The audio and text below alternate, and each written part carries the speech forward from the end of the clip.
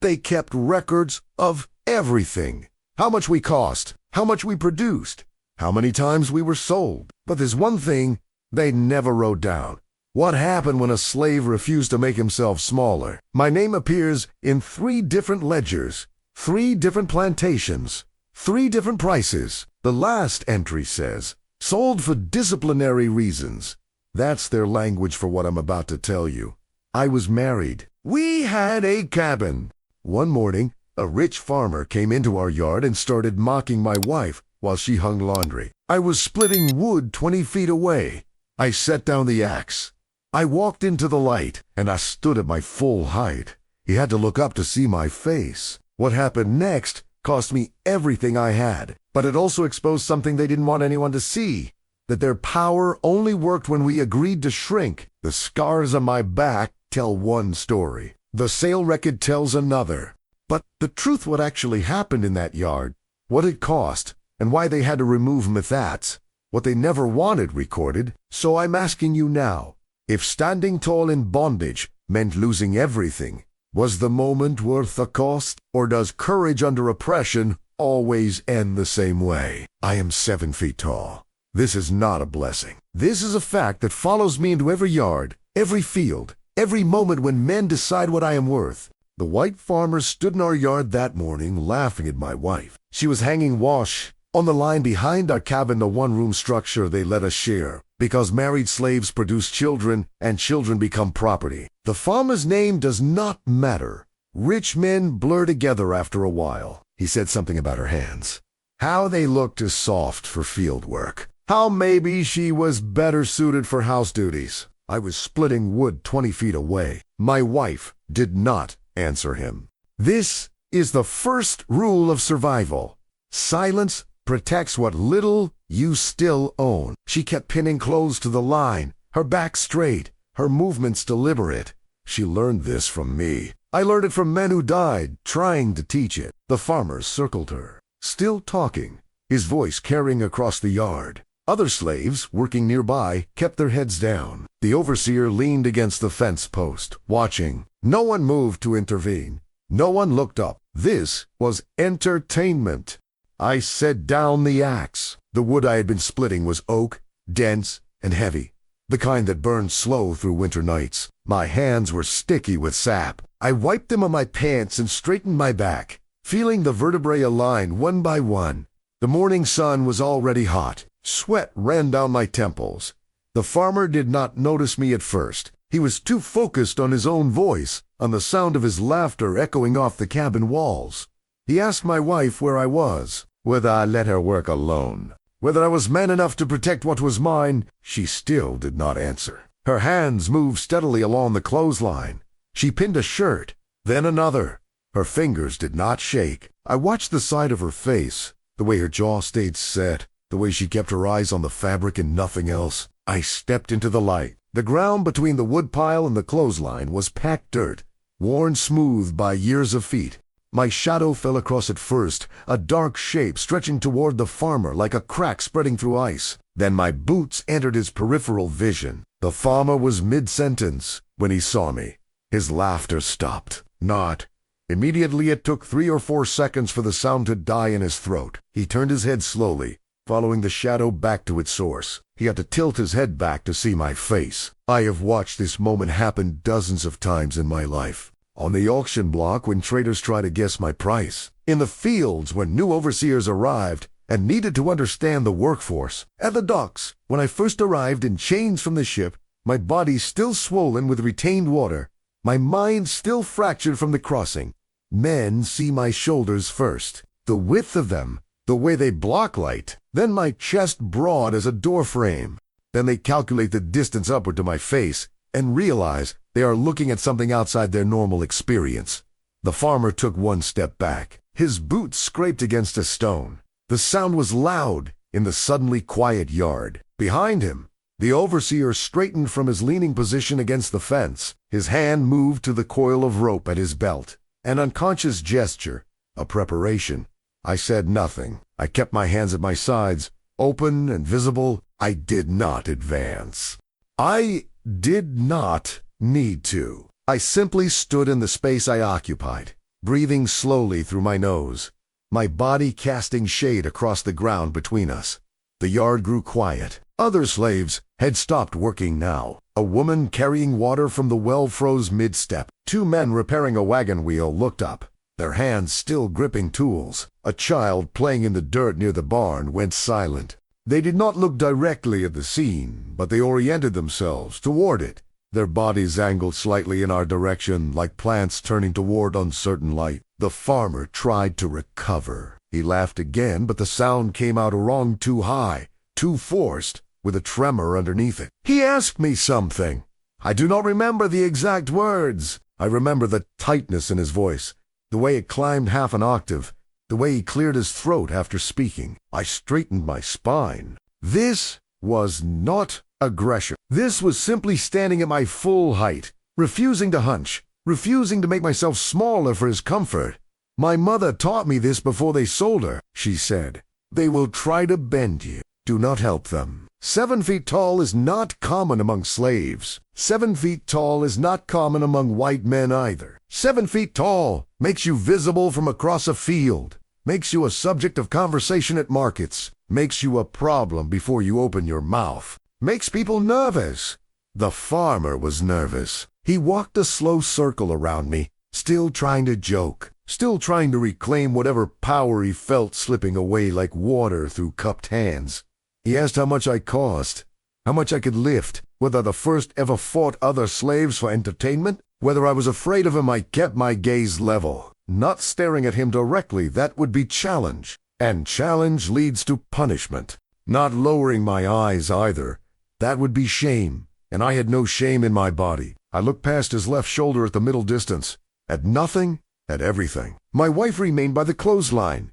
She had not moved since I stepped forward. Her hands were still on the wet fabric, her fingers gripping a shirt like it was the only solid thing in the world. I could see her pulse beating in her neck, fast and shallow. The farmer stopped circling. He stood in front of me now, less than arm's length away, studying my frame the way men study horses before purchase. His eyes traveled up my legs, across my torso, over my shoulders. He was calculating, assessing, trying to determine if what he saw was threat or asset.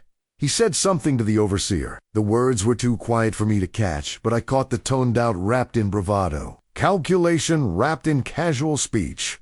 Fear dressed up as curiosity. The overseer told him to step back. This is when I knew the moment had shifted. When white men start protecting each other from slaves, when they use caution in their voices instead of commands, someone has miscalculated.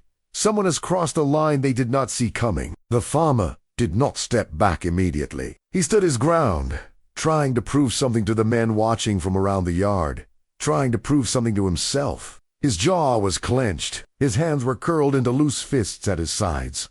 He ordered me to speak, to say my name, to acknowledge him as my better.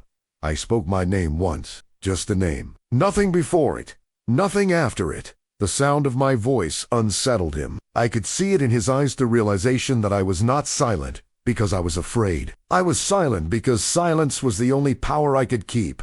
Speech was compliance. Speech was performance. Speech was giving him what he wanted. My name was mine. He stepped back, then 2 steps, 3. His boots scraped against the dirt, small sounds that seemed enormous in the stillness. The circle of watching slaves widened like ripples in a pond. The overseer moved between us, his body language careful, positioning himself like a buffer between 2 elements that should not mix.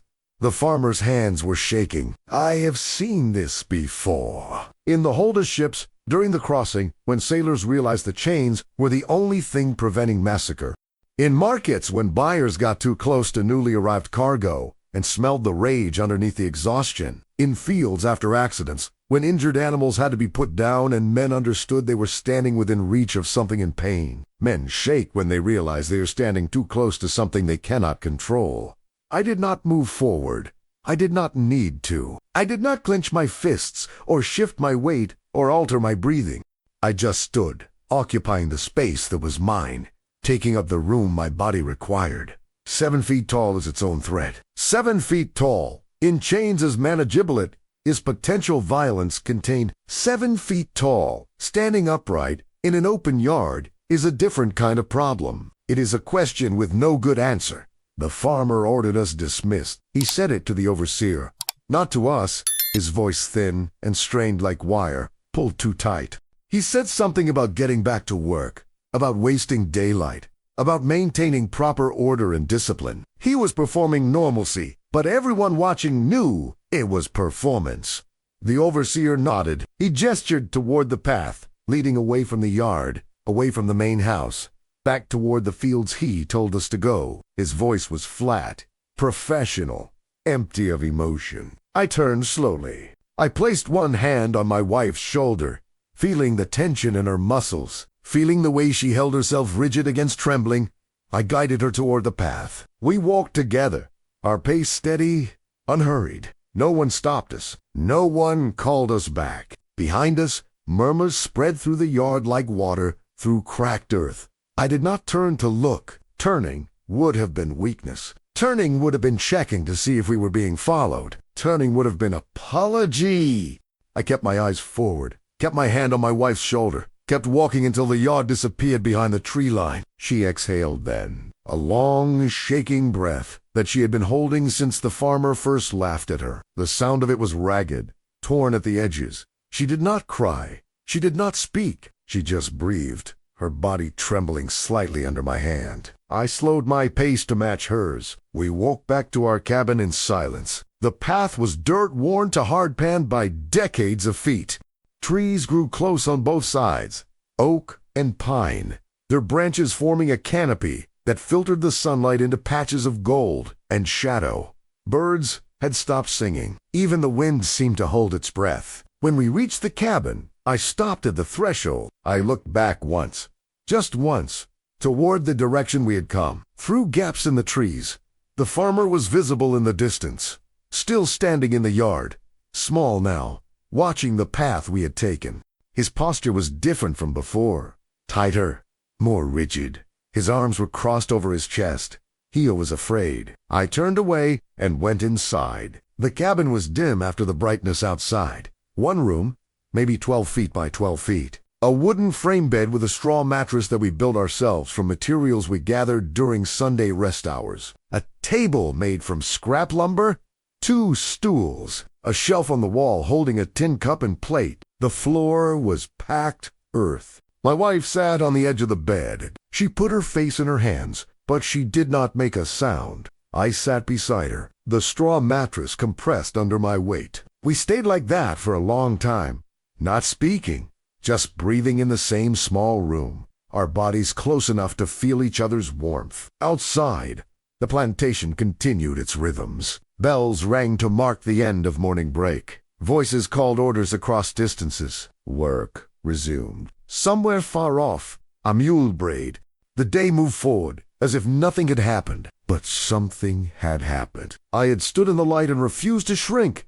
I had occupied space and made a white man nervous. I had protected my wife without raising my hand, without speaking a word of defiance, without breaking a single rule written in the ledgers or spoken in the yards.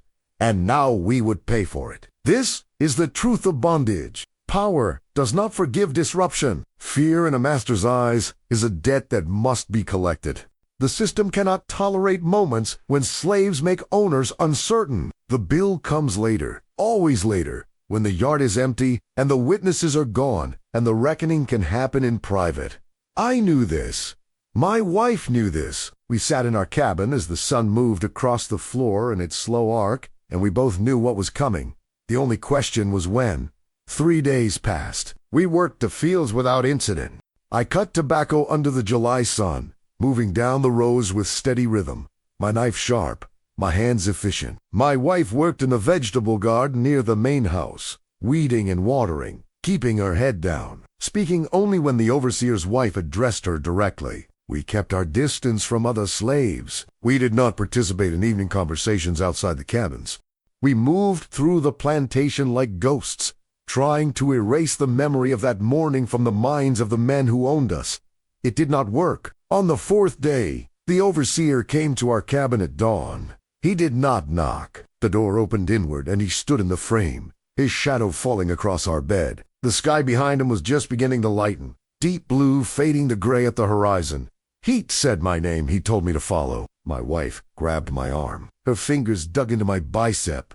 I put my hand over hers and squeezed once, gently, trying to communicate something I did not have words for. Then I stood and walked outside. The overseer led me across the plantation. We did not go toward the fields. We walked toward the barn, a large structure at the far edge of the property where equipment was stored and repairs were made. It was still dark. No one else was awake. Our footsteps were the only sound. Inside the barn, 3 white men were waiting. The farmer was one of them. The other 2 I did not recognize. One was young, maybe 20, with a thin mustache and nervous hands. The other was older, thick through the middle, with a face that had seen too much sun. They stood near the back wall where the light from the door barely reached. They had rope. They had a wooden post driven into the ground, new, the dirt around its base still fresh. They had decided something while I was sleeping, had made a plan, had prepared. The overseer told me to remove my shirt. I did not move. This is the second rule of survival.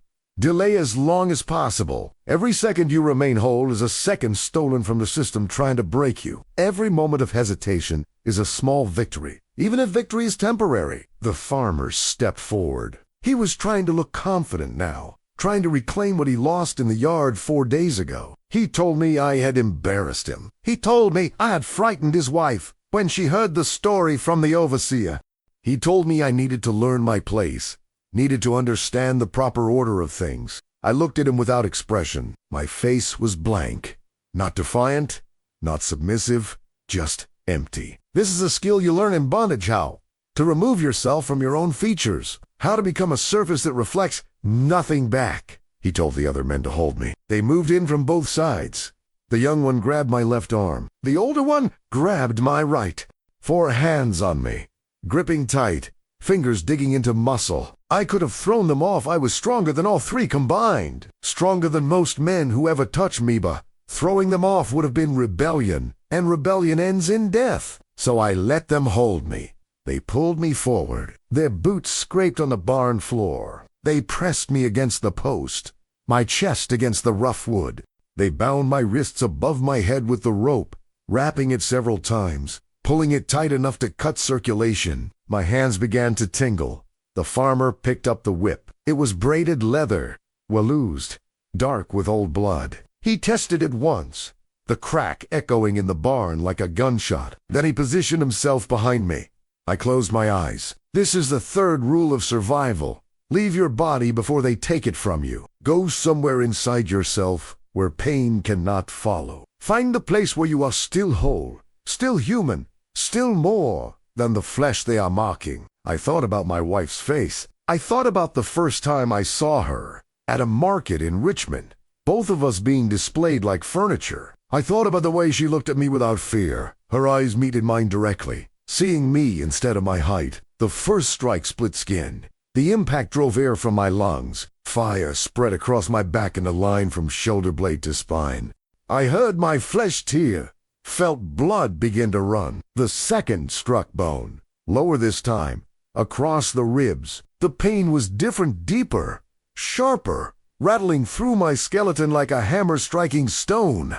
I tasted copper in my mouth. By the 5th, I had stopped counting. Pain became continuous, a blanket of fire that covered my entire back. I could no longer distinguish individual strikes. There was only heat and tearing and the wet sound of leather hitting damaged flesh. I did not scream. This was the only power left to me scions. They could mark my body, but they could not make me give voice to their victory. I bit my tongue until it bled. I swallowed the sounds, trying to escape my throat. The farmer was breathing hard now. I could hear him behind me, gasping with effort, the whip whistling through air before each impact. He was tiring. This gave me something to focus on, the knowledge that his arm would fail before my will did. Then it stopped. The barn was quiet except for 2 sets of labored breathiness in mine. My back was liquid fire. Blood ran down my sides, soaking into my pants. The rope around my wrists was the only thing keeping me upright. The overseer said something I could not hear through the ringing in my ears. They cut me down. My legs would not hold me. I collapsed forward onto the barn floor, my face against dirt and straw. The impact sent new waves of pain through my torn back. I lay there, breathing shallow, tasting blood and dust. Boots walked past my head. The barn door opened, letting in gray morning light, then closed, then silence. I do not know how long I lay there. The sun rose. Light changed from gray to gold, falling through cracks in the barn walls, in thin, straight lines. Flies found me. I felt them landing on my back, walking across open wounds. I could not move to brush them away. My wife found me when the sun was 2 hours high. She must have waited as long as she could, hoping they would let me return on my own, knowing finally that they would not. She came to the barn and found me still lying where I had fallen. My back a mass of torn flesh, blood pooled beneath me, darkening the dirt. She did not cry out. She knelt beside me, her hands hovering over my body, afraid to touch, afraid to hurt me more. Then she made a decision. She hooked her arms under mine and began to drag me.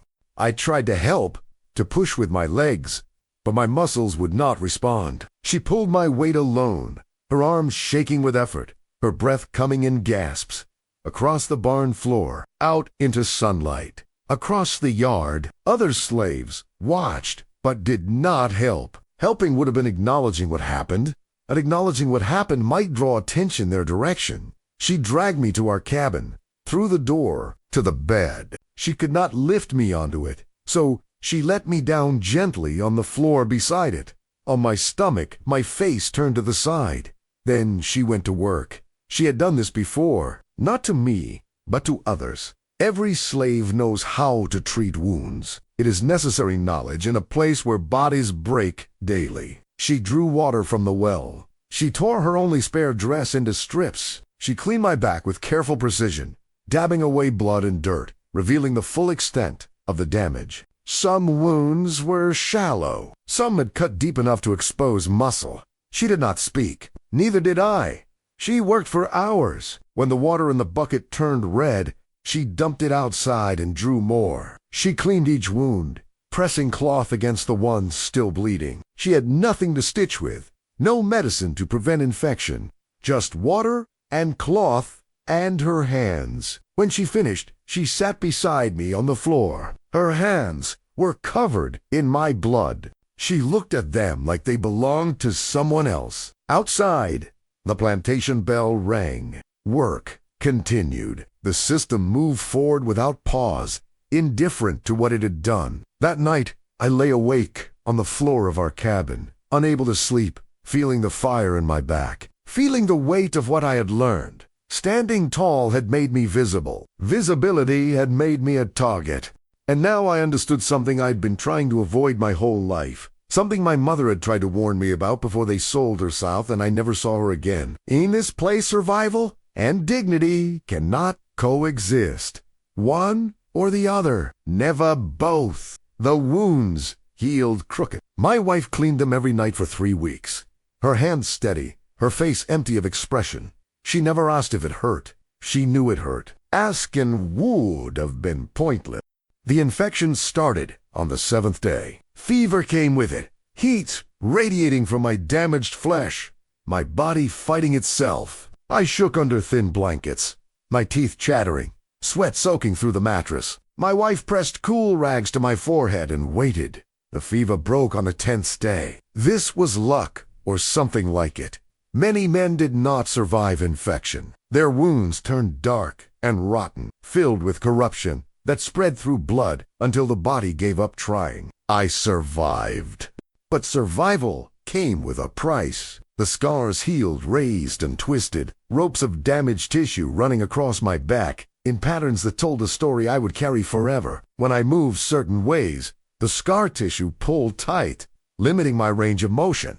When it rained, the old wounds ached like they were fresh. I went back to the fields on the 3rd day after the fever broke. The overseer watched me closely but said nothing. He nodded toward the tobacco rows.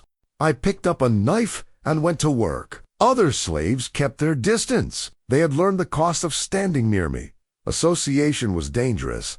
My visibility made me contagious. Only one man approached me that first week back. His name was Jacob, an older slave who had been on this plantation longer than anyone could remember. He worked beside me in the tobacco for half an hour without speaking. Then, in a voice barely above a whisper, he said, "You're still here." I nodded. He said, "That means something." I did not ask what it meant. I just kept cutting tobacco. The farmer did not come back to our yard after that. He stayed away from the areas where I worked. When he needed to give orders that involved me, he told them to the overseer who passed them along. He would not look at me directly. This should have been relief. This should have been the end of it. But I knew better. Men like him do not forget humiliation. They wait. They calculate. They find new ways to restore what they believe was taken. I was right. 6 weeks after the whipping, the farmer returned with a buyer. They came at midday when the sun was highest and the fields were full. The overseer rang the bell to call us in early. This was unusual. Early bells meant trouble inspections, punishments, sales. We gathered in the yard, all 47 slaves who belonged to this plantation. We stood in rows while the 2 white men walked between us. The buyer was looking for field hands. Strong ones, men who could work long days without breaking. He moved slowly down the line, examining shoulders, checking teeth, asking questions about age and injuries and history.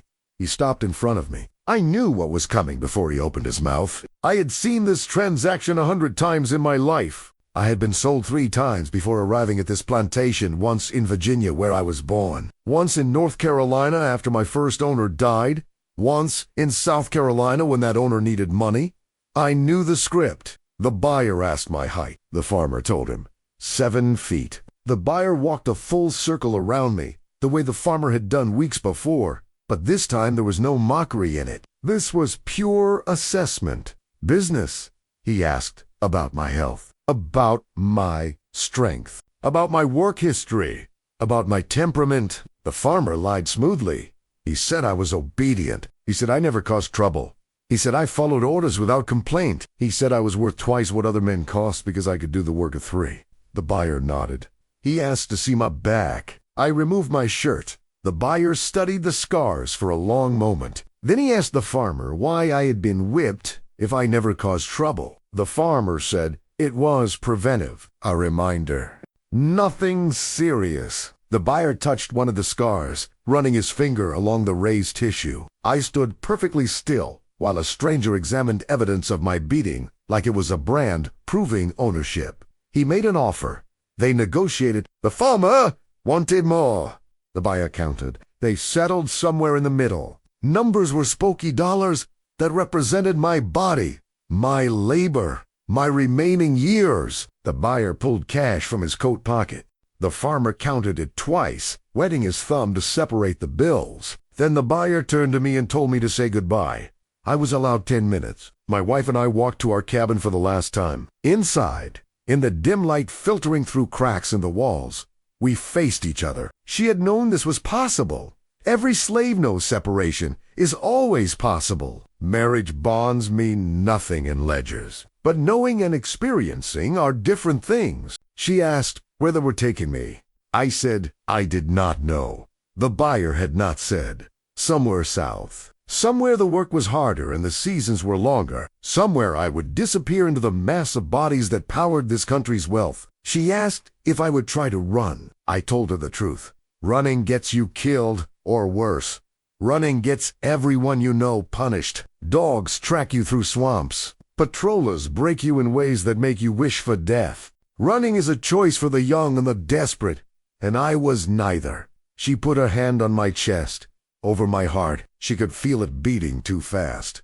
She said my name once. Just the name. The way she said it on our wedding day when a preacher the slaves trusted spoke words over us that had no legal standing but meant everything anyway. I said hers. Then the overseer called from outside. Time was up. Time was always up. We walked out together. The buyer was waiting with a wagon. 2 other men sat in the back already, chained, one old with gray hair and stooped shoulders, one young with fear in his eyes. The buyer gestured for me to climb up. I did not move immediately. I looked at the farmer standing near the barn. He was watching with satisfaction barely concealed behind a neutral expression.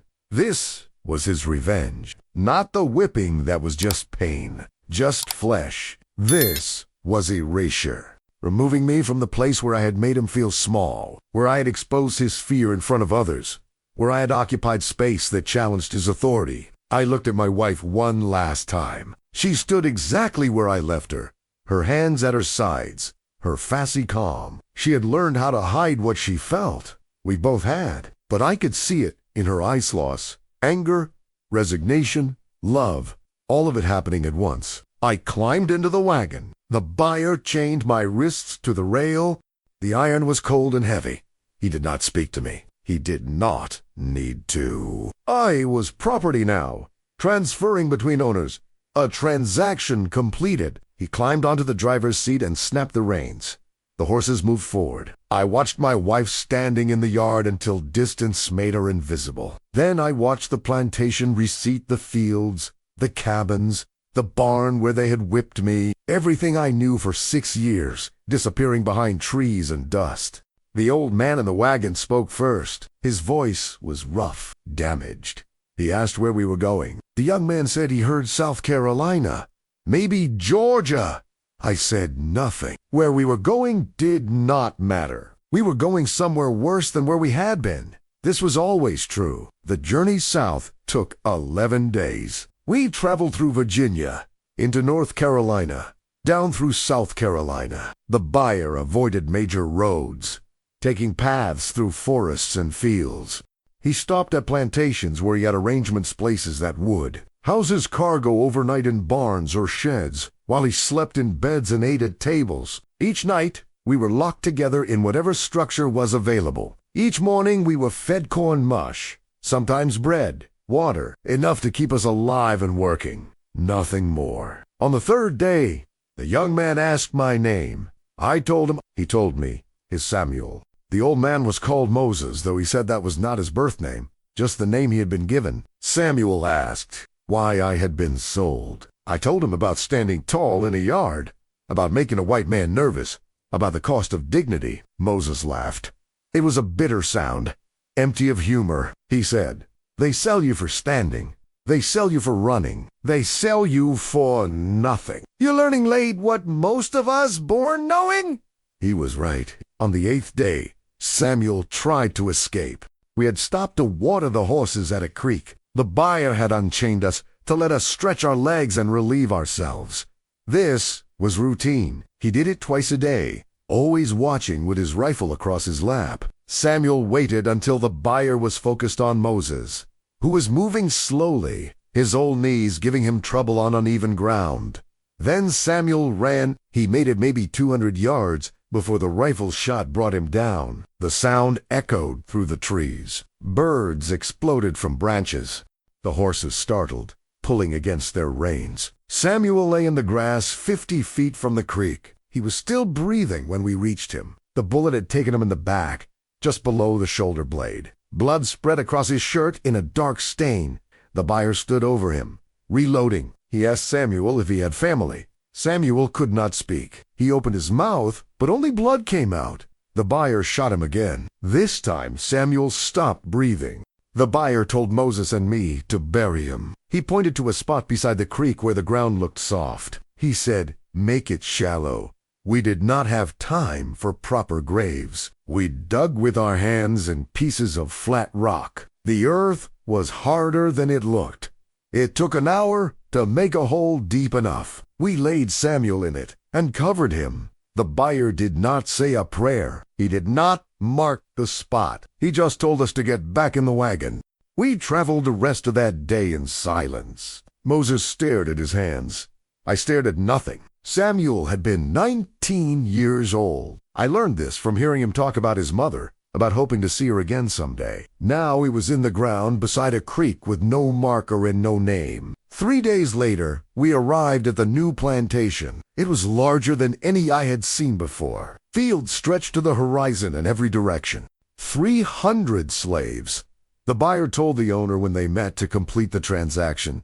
Maybe more. So many bodies working that counting them seemed pointless. The owner came out to inspect us. He was younger than I expected, maybe 30, with a thin face and calculating eyes. He walked around Moses and me, asking questions, checking our teeth and hands, evaluating his purchase. He approved. Money changed hands again. The buyer left. We were given numbers. I was 247. Moses was 248. These numbers were written in a ledger that recorded our existence. Moses died 3 days after we arrived. His heart gave out in the middle of a cotton field. One moment he was working, moving down the row with his sack, his hands picking bowls with practiced efficiency. The next moment he was on his knees. Then he was on his side. Then he was gone. They left his body where it fell until the end of the day. This was policy. Stopping work for death meant lost time. Lost time meant lost profit. The body would keep until evening. When the bell rang, 2 slaves were assigned to carry Moses to the burial ground. I watched them lift him, one at his shoulders, one at his feet. His body was light. He had been thin before, but 3 days of hard labor and minimal food had stripped him further. They put him in a hole with 5 others who had died that week. No marker, no prayer, just earth covering flesh. I was alone now. No wife, no Moses, no Samuel, just work and heat and the knowledge that this place would kill me eventually, one way or another, unless something changed. I kept my head down. I worked hard. I moved cotton from field to wagon, wagon to barn, barn to press. I did whatever task was assigned without complaint. I made myself useful, but not visible. I tried to be average, but 7 feet tall cannot be average. Within a month, they had me doing the work of 2 men, loading wagons that normally require teams, moving timber that normally required help, breaking ground that had never been plowed, my hands on a plow, pulled by mules, my strength substituting for additional animals. I did not complain. Complaining meant punishment. Punishment meant scars. I already carried enough scars. Within 2 months, they had me working nights as well. The overseer came to my cabin after dark and told me I was needed at the cotton press. Equipment had broken. They needed someone who could turn the wheel manually until repairs were made. I worked through the night, turning a wheel designed for mules. My shoulders burned. My back screamed. My hands bled from gripping, with worn smooth by friction. When dawn came, I was sent to the fields. I slept 4 hours a day. I ate once whatever was distributed at evening meal. My body began to thin out despite my size. Muscle consuming itself for energy, the work demanded. I thought about my wife every night in a few minutes before exhaustion pulled me under. I wondered if she was still at the old plantation. I wondered if they had sold her to... I wondered if she remembered my face, or if memory faded when the body it belonged to disappeared. Then winter came. On most plantations, winter meant lighter duties. Time for repairs, for rest, for letting bodies recover from summer and fall. But this plantation ran differently. The owner believed in expansion. Winter was when they cleared new land, pushed deeper into forest, created more fields for spring planting. They sent 20 of us into the woods with axes and saws. We worked from dawn until dark, cutting trees, hauling logs, clearing stumps. The cold was brutal. My breath came out in clouds. The ground froze solid, making it harder to dig out roots. Men's hands split open from gripping frozen tools, but the work continued. One afternoon in January, a massive oak came down wrong. I saw it happening before anyone else did. The men cutting it had miscalculated the angle. The trunk twisted as it fell, changing direction mid-descent, swinging toward a group of men clearing brush 30 feet away. I shouted. No one heard me over the sound of the tree crashing through branches, the crack of wood breaking, the rush of air being displaced. I ran. My boots pounded frozen earth. My legs covered distance faster than thought. I reached the first man, a young slave named Peter, shoved him sideways with both hands. He flew 6 feet and hit the ground rolling. I reached the second man, an older slave whose name I did not know, and grabbed his shirt, yanking him backward. The tree hit the ground where they had been standing. The impact shook the earth. Branches shattered. A cloud of frozen debris exploded upward. Both men lay on the ground, breathing hard. staring at the massive trunk that had nearly crushed them. The overseer came running. He was breathing hard, his face red from cold and exertion. He saw the tree. He saw the men alive. He saw me standing between them and death. He did not thank me. He asked what I thought I was doing. He asked if I had permission to leave my workstation. He asked if I thought I was in charge of safety decisions. I said nothing. He told me to get back to work. I walked back to where I had been cutting. I picked up my axe. I resumed work. That night, in the slave quarters along wooden building, with bunks stacked 3 high in gaps in the walls where wind came through, the 2 men I saved came to where I was lying on my bunk. Peter spoke first. He was maybe 18, with a thin face and hands that showed he had not been a field slave long. He said, "Thank you." I nodded. The older man said nothing. He just looked at me for a long moment, then nodded once. They left, but word spread.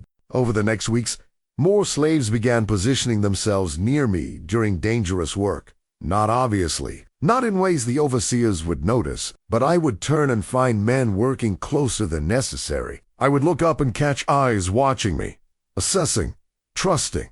This happened again and again. I pulled a man from a collapsing ditch when the sides gave way during excavation. I caught a falling beam when ropes broke during barn construction.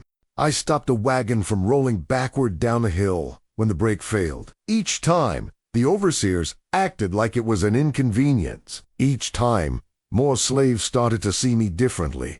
They did not approach me directly. They did not ask questions, but their behavior changed. They gave me extra food when portions were distributed. They warned me when overseers were coming. They covered for me when I moved too slowly from exhaustion. I did not ask for this. I did not want it. But 7 feet tall made me visible. And visibility came with responsibility, whether I chose it or not. People saw my size and expected protection. They saw my actions and assumed intention. They made me something I never claimed to be. 2 years passed like this. Then the war started. We heard about it in pieces, fragments of information that filtered down from house slaves who overheard conversations, from traders who passed through bringing supplies, from overseers who spoke carelessly in front of slaves they assumed were not listening. The North was fighting the South. The fight was about us. Some slaves believed it immediately. They whispered about freedom coming, about liberation, about armies marching south to break chains. Some did not believe at all. They had heard promises before. Promises meant nothing. I did not let myself believe anything. Hope was dangerous. Hope made you careless. Hope made you think tomorrow would be different from today. And thinking that way got you killed. But the plantation changed anyway. White men left to fight. The owner's 3 sons went first, riding away on horses with rifles across their laps. Then overseers started leaving, called up by the Confederate Army, replaced by old men and boys too young for battle. The work continued, but the control loosened. Small gaps appeared in the system moments when no one was watching. Places where authority was thin, opportunities that had not existed before. Some slaves ran. Most were caught within days. Dogs tracked them through swamps. Patrollers brought them back, tied to horses. Punishments were public and severe whippings that went beyond teaching lessons, that entered the realm of retribution and warning. But some were not caught. Some disappeared into forests and never came back. Stories spread about them, growing larger with each telling, becoming legends. I stayed. I had nowhere to go, no wife to find. I did not know which direction to search. No freedom that would not feel hollow without her. No belief that running would lead anywhere except death. So I worked. I survived. I waited. The war lasted 4 years. During that time, the plantation deteriorated slowly. Fewer men to work the fields meant lower production. Lower production meant less money. Less money meant cheaper food, worse conditions, desperation spreading through master and slave alike. But we endured. This was what we knew how to do. Then, in April of 1865, Union soldiers came. They rode onto the plantation at dawn, maybe 50 men on horses, their uniforms dark blue and mud-stained. their faces hard with the exhaustion of men who had been fighting too long. The owner came out of his house with a rifle. He was older now, his hair gray, his body thin. His sons had not come back from the war. He stood alone on his porch facing an army. The soldiers surrounded him. There Captain, a tall man with a thick beard and scars on his hands, dismounted and walked up the porch steps. He told the owner the war was over. He told him the Confederacy had surrendered. He told him we were free. The owner did not believe him, he argued. He threatened. He demanded proof. The captain pulled out a document. He unfolded it slowly, deliberately. He read it aloud in a voice that carried across the yard where 300 slaves had gathered, drawn by the sound of horses and the sight of Union blue. It was signed by the president. It declared all slaves in Confederate territories to be free. The owner dropped his rifle. It clattered on the porch boards. He stood there staring at the captain like a man who had just watched his house burn down. The captain turned to face us. He said, "You are free. You can leave." No one moved. Freedom was a word. It hung in the morning air like smoke, visible but not solid. It was not a place. It was not food or shelter or safety. It was not a plan or a destination or a promise anyone could trust. 300 slaves stood in the yard, silent, trying to understand what freedom meant. The captain waited. When no one moved, he asked if we understood. An old woman in the front, her name was Ruth. She had been here longer than anyone spoke. Her voice was thin and wavering. She asked, "Free to do what?" The captain said we could go where we wanted, work where we wanted, live how we wanted. Ruth asked, "Where?" The captain did not have an answer. He looked at her for a long moment. Then he said, "Anywhere." Ruth said, "Anywhere is not a place." The captain had no response to that. This was the truth they did not speak. The reality that hid underneath the word freedom. Liberation without resources is just a different kind of cage. We had no money, no land, no education, no tools, no animals, nothing except the bodice we stood in and the clothes we wore. The soldiers stayed for 3 days. They distributed what rations they could spare. They told us we could take whatever we needed from the plantation. They encouraged us to leave, to move north where opportunities might exist. Some slaves left immediately. They walked away the same day, heading north or west or just away, direction mattering less than movement. Some left in groups, families and friends, traveling together for safety. Some left alone, disappearing into the woods. Some stayed. The old, the injured, those with nowhere to go and no strength to search. I stayed until I was one of the last. I stayed because I had a question that would not leave me alone, a need that overrode practical concerns about survival and future. On the final day, when maybe 20 slaves remained and the soldiers were preparing to leave, I walked to the overseer's quarters. He was still there, packing his belongings into a trunk. Most overseers had fled when the Union arrived, afraid of retribution. But this one, his name was Taylor, had stayed. He was old, maybe 60, and he had nowhere else to go either. I knocked on his doorframe. He looked up, startled. Then he recognized me. He nodded, waiting. I asked him if he kept records. He asked what kind. I said records of sales, of where people went when they were sold away from here. He studied me for a long moment. Then he stood and walked to a shelf where leggers were stacked. He pulled one down, thick and heavy, its pages yellowed. He set it on the table. He asked who I was looking for. I told him my wife's name. I described her. I told him where I had been sold from, when, by whom. He flipped through pages. His finger ran down columns of names and dates and prices. He stopped. He ran his finger across a line of text. He said she had been sold for months after I left. The room tilted slightly. I gripped the edge of the table.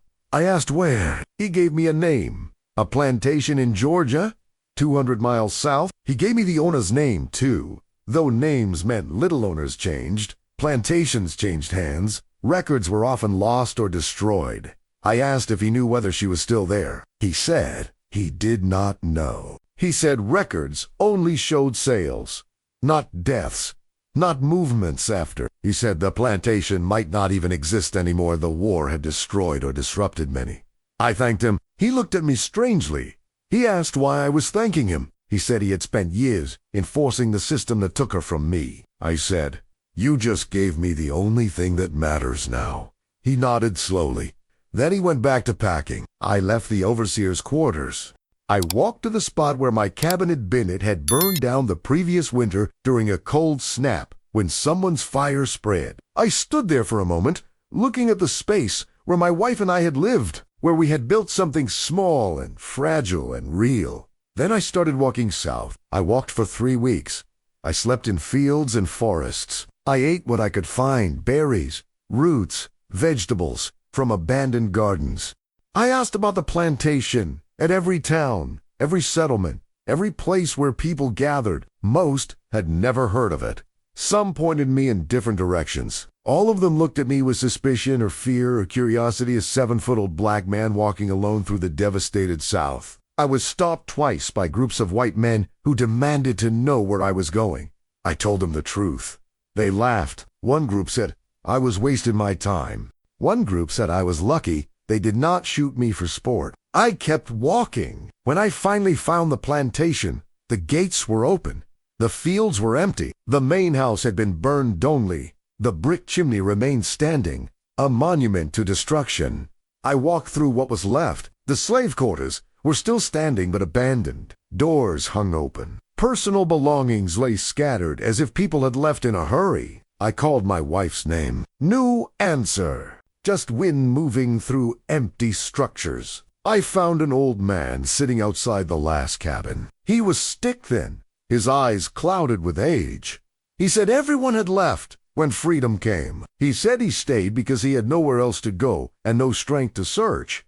I asked if he remembered my wife. I described her height, her face, the way she moved, details that had stayed clear in my mind despite years of separation. He thought for a long moment. His eyes focused on something in the distance. Then he nodded slowly.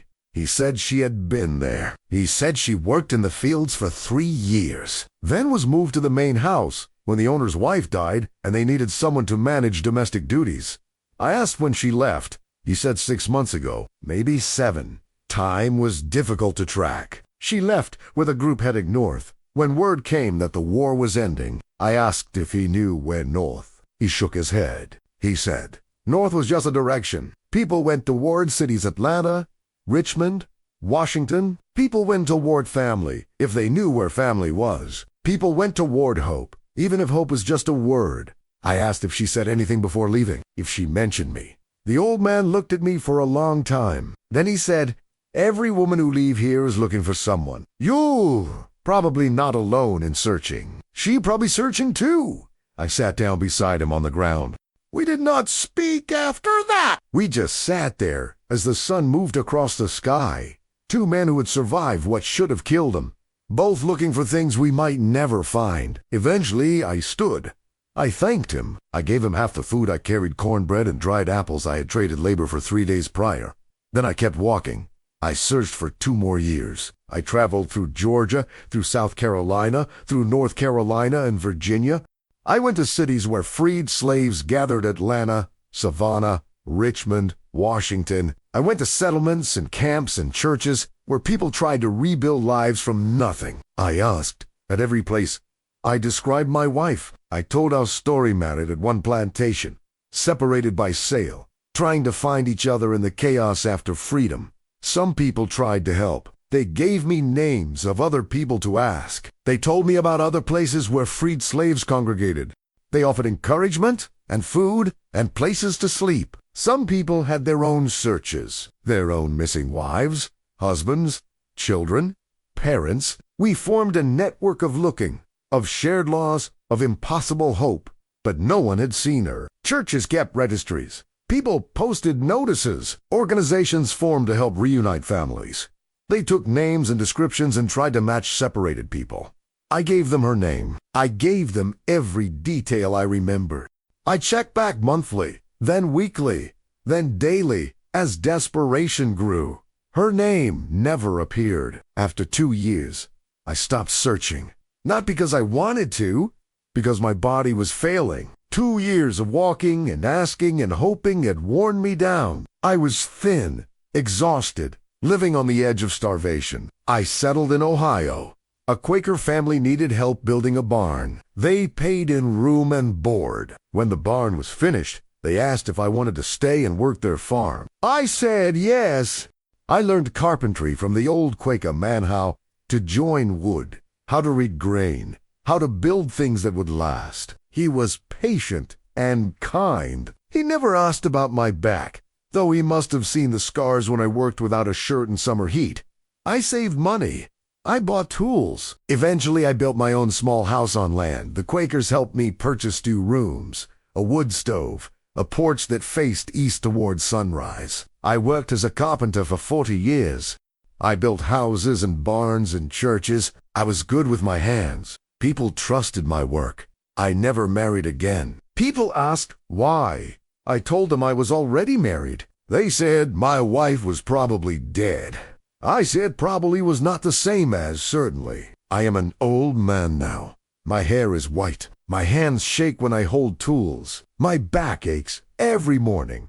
The old scars tight and painful. I live alone in the house I built. I sit on my porch in the evening and watch the sun go down. Sometimes children from the town come by and ask about my height.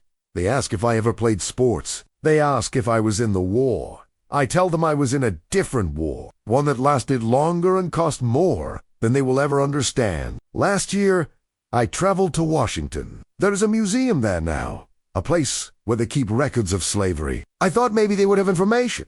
Maybe her name would be in a ledger somewhere. I spent 3 days searching through documents. My eyes are weak now. Reading is difficult, but I looked through lists of sales, lists of plantations, lists of freed slaves.